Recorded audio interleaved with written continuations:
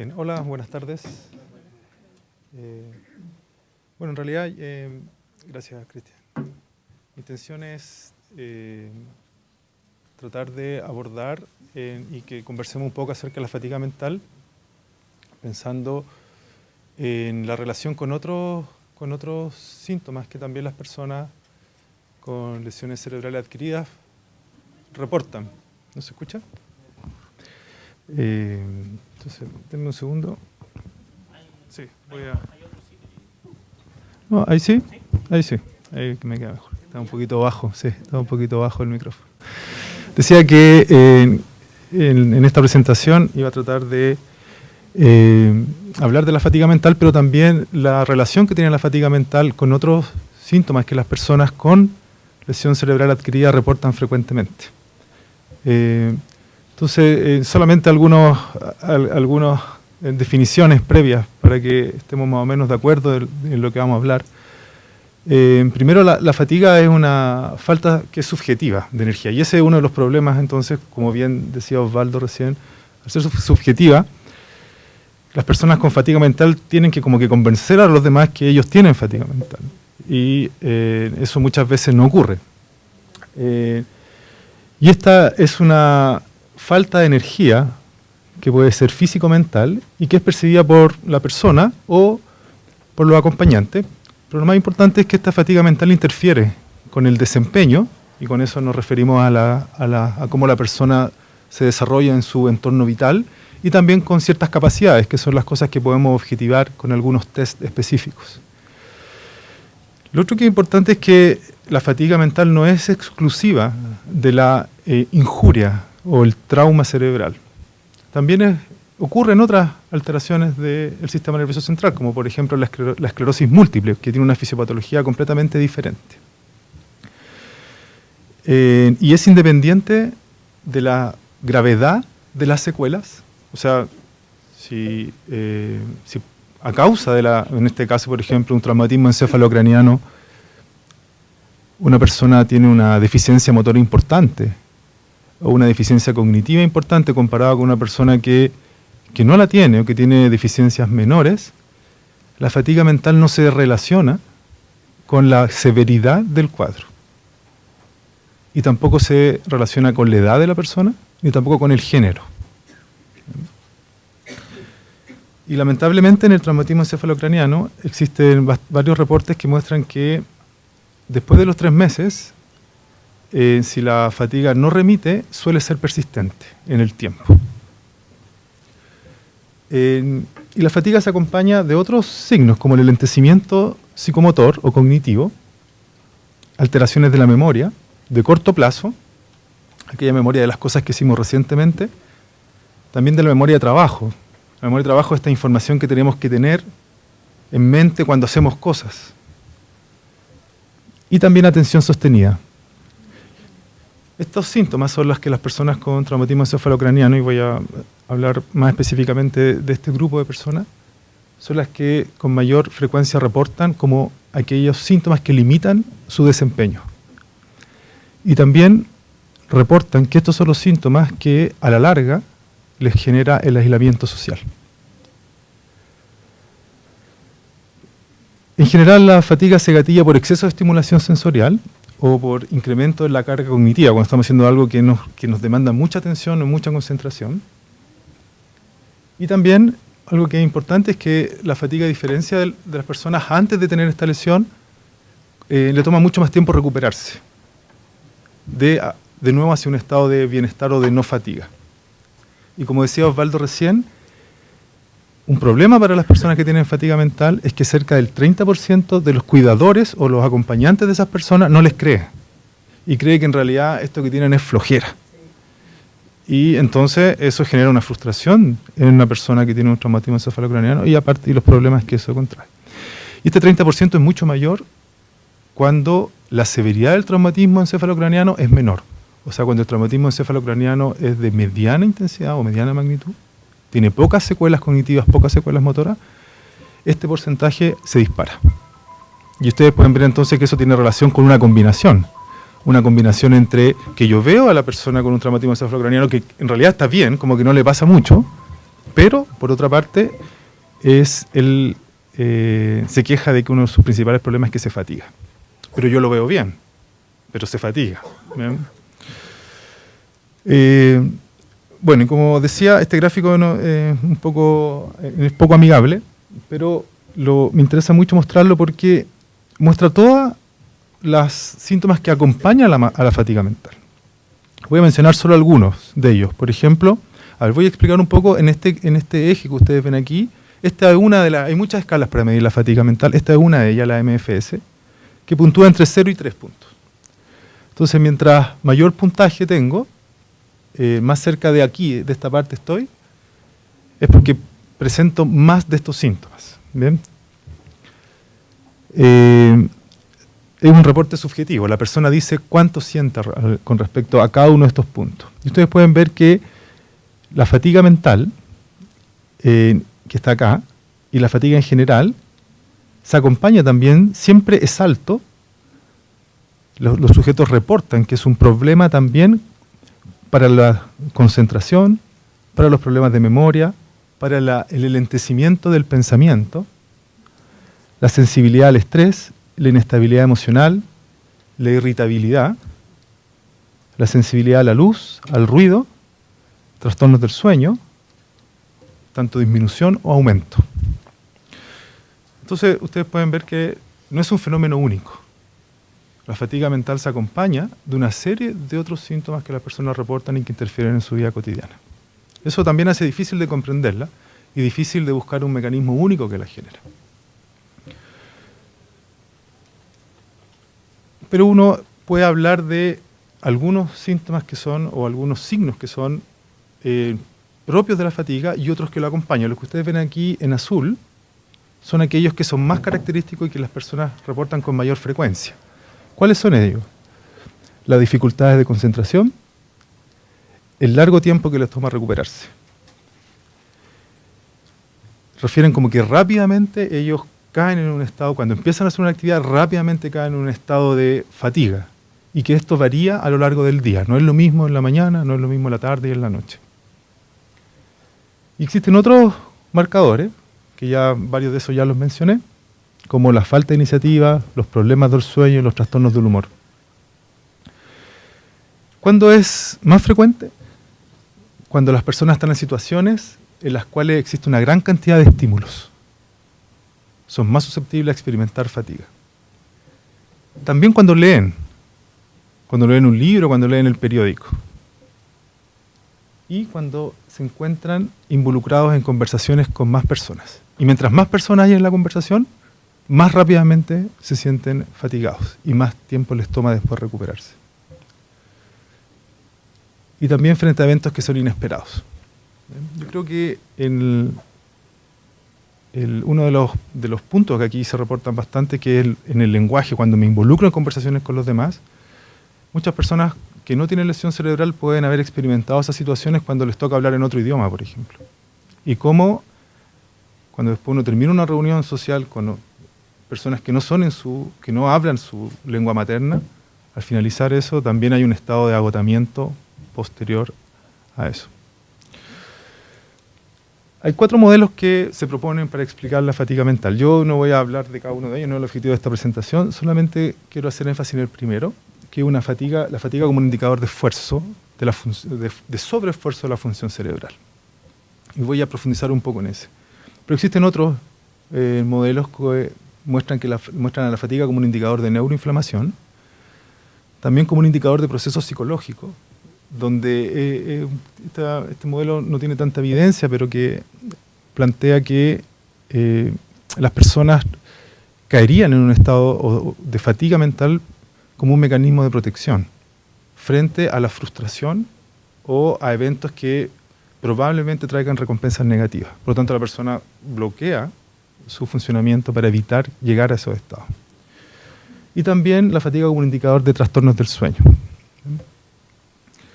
Entonces, para profundizar en el primero de los modelos, la fatiga como un indicador de esfuerzo, una pregunta que surge es si existe un factor común entre la reducción de la velocidad del procesamiento de la información, o sea, el enlentecimiento psicomotor, las alteraciones de la memoria de trabajo y la fatiga mental.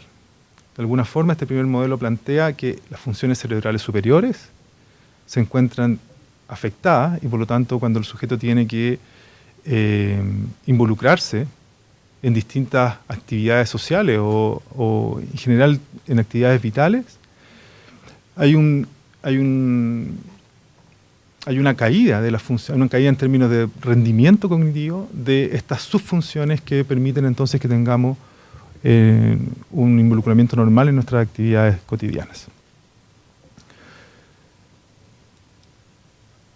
Entonces el primer punto, voy a mencionar solo 3 o 4 cosas. El primer punto es que uno de los principales predictores de la fatiga mental es la reducción de la velocidad de procesamiento cognitivo. Hay reportes que muestran que así como mencioné hace un rato, la memoria de trabajo, la atención sostenida, hay reportes que muestran que el enlentecimiento psicomotor es reportado como la principal causa que los pacientes con traumatismo encefalocraniano dicen que les genera aislamiento social. De las 4 que mencioné antes, la primera es el enlentecimiento psicomotor.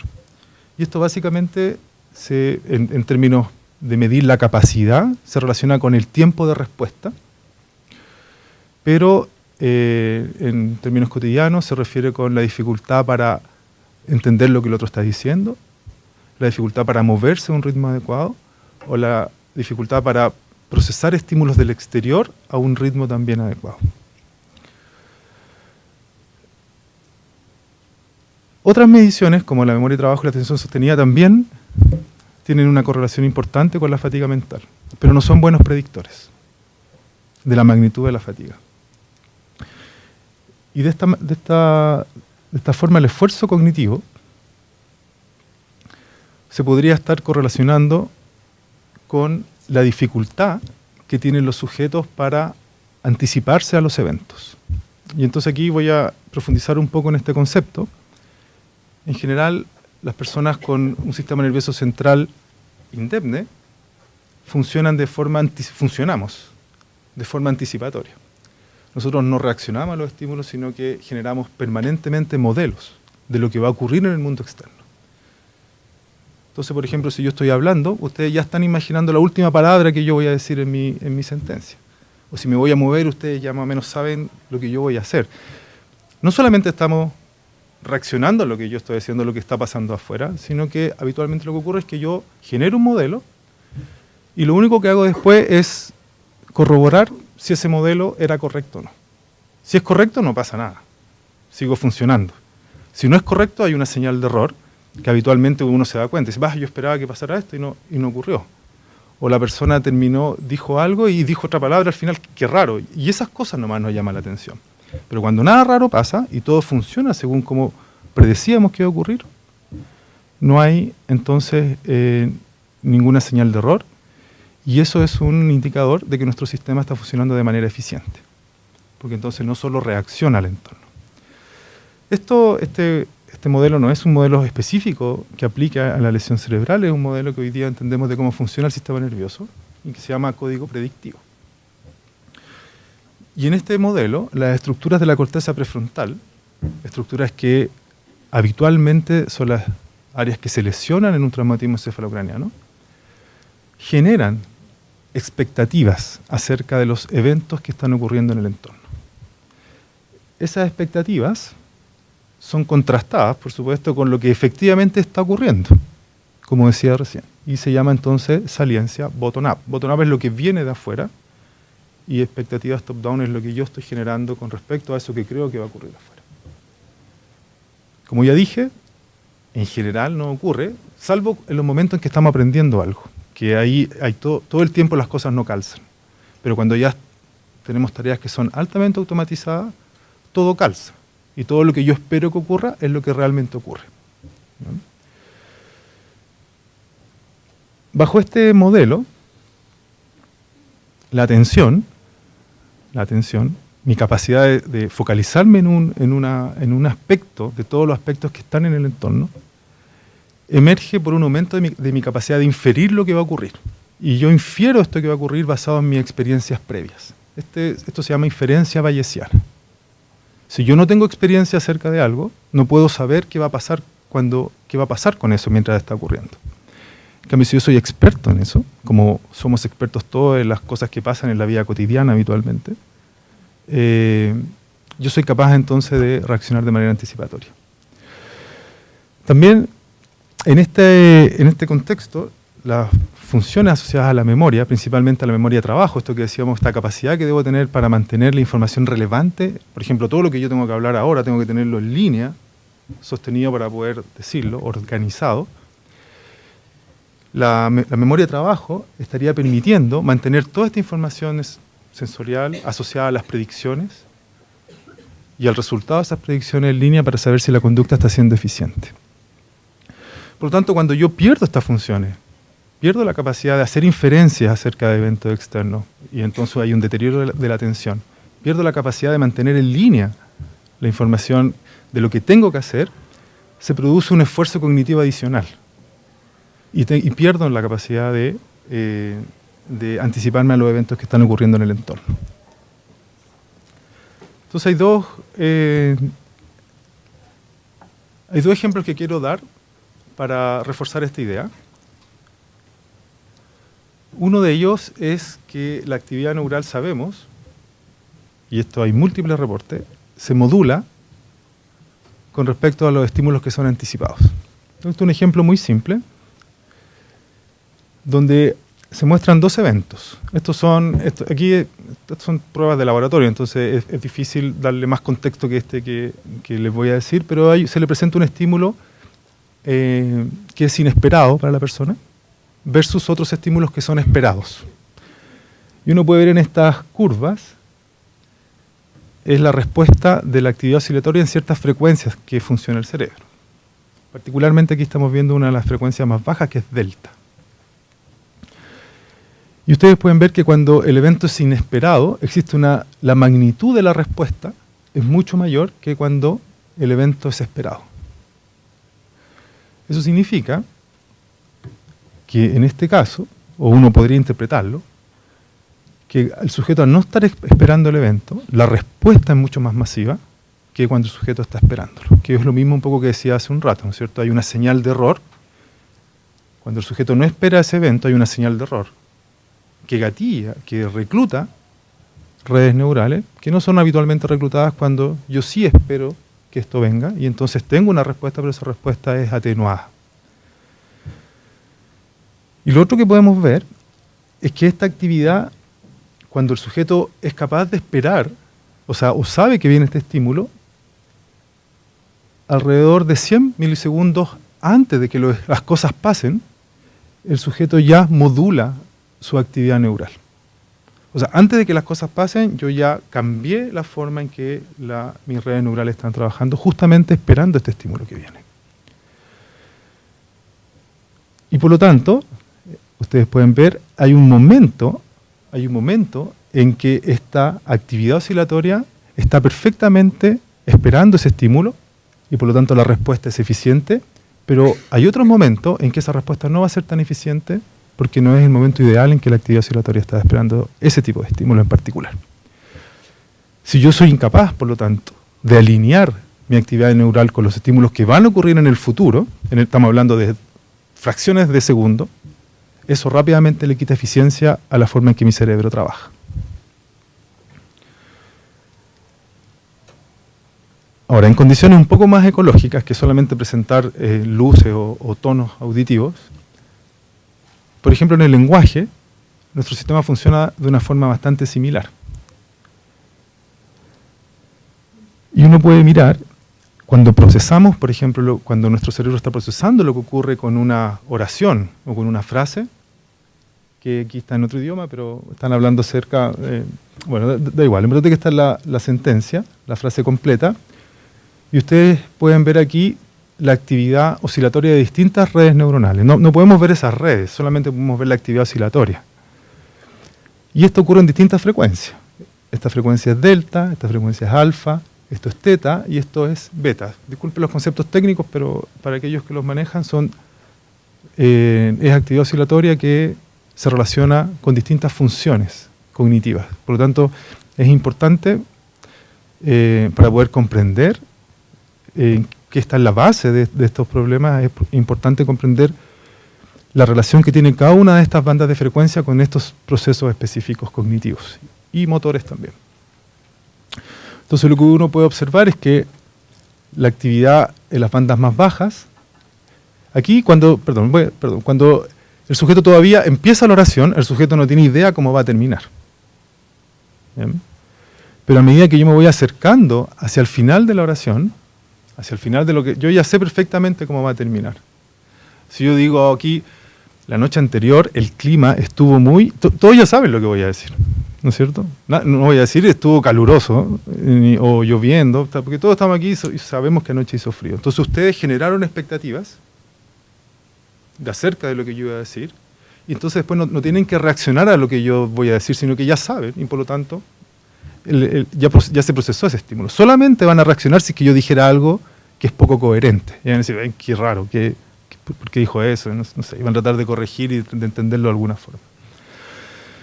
Entonces, hacia el final de la oración, esta actividad ya no está, y ustedes pueden ver cómo hay algunas bandas que no se modulan, o sea, mantienen su actividad de manera constante, en cambio otras se van modulando mientras yo ya sé cuál es el resultado esperado de la acción final, que el otro, el tercero o el evento sensorial le está ocurriendo, o va a ocurrir.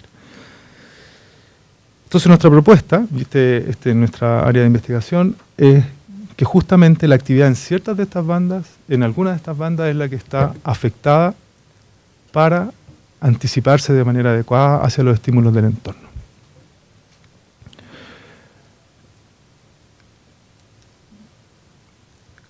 ¿Cuál sería el modelo final? Que la lesión cerebral, producto de, la afección de las cortezas frontales, principalmente producto de la lesión de los tractos frontoparietales, que son aquellos que conectan, los grandes tractos que conectan regiones distantes de la corteza cerebral, estarían impidiendo que estas áreas prefrontales ejercieran una actividad sobre las áreas sensoriales y por lo tanto impidieran a los sujetos, impiden a las personas generar expectativas adecuadas de lo que va a ocurrir en el entorno.